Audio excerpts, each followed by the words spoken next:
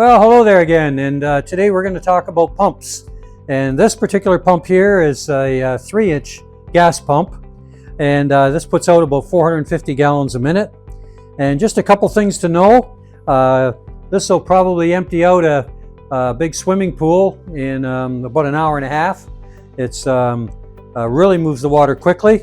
You've got your suction hose here. This is a solid hose. And the hose here for discharge is called lay flat, simply because of the name where it lays flat. Now, one big thing that you need to know when you're using these big gas pumps is make sure you got the right hose on the right end. I've seen it happen. Here in the rental yards, we sometimes only put one fitting so that you can't mess it up.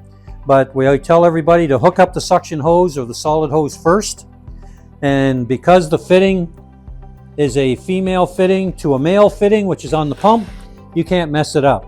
So your suction is always on this end of the pump. So you put that on first, you've got it right.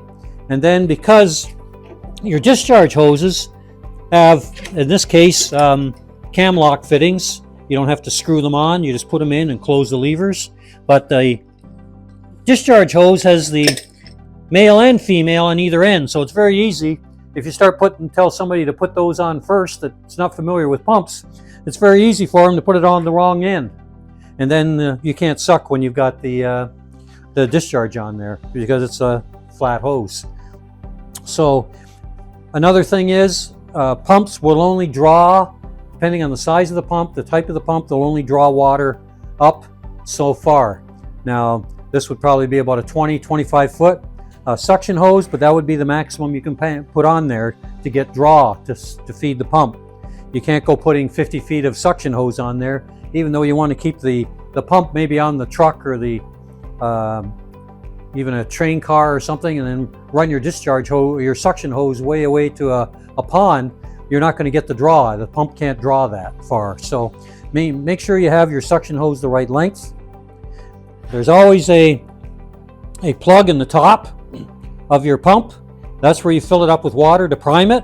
So you hook up your hose, hook up your discharge hose, open the plug, pour water in or use a hose, fill that up, and then once it gets all full up, you can put your plug back on, start the engine right away so it'll draw. Sometimes you have to hold the hose in there to keep it primed, because the water might draw off of the pump and create an air cavity. So you might have to put the hose in there to keep the water, or pouring water in to keep it.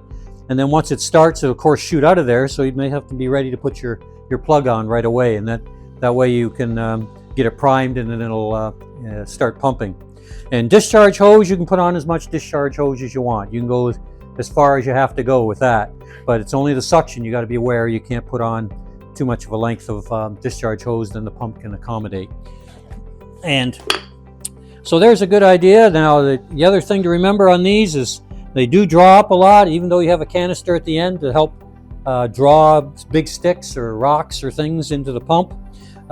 You could get some things plugged in here, and that's when you might have to turn off the pump, disconnect, and open up the front end of your pump and draw it out and see what you've got stuck in there. If a pump stops pumping, it may not necessarily be something that's harmed with the pump, or it could be that you've sucked something up, plugged it, and so you're gonna have to open it up and get it out of there. We found everything, like steel plugs, pieces of wood. You can find anything inside your pump that could be causing a problem for it pumping.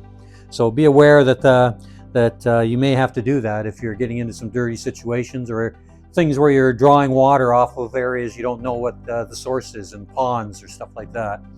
But or drawing it out of ditches. So a few things to consider. Hopefully this will help you with some of your bigger jobs that you may have to do in pumping. And see you again, and don't forget to subscribe.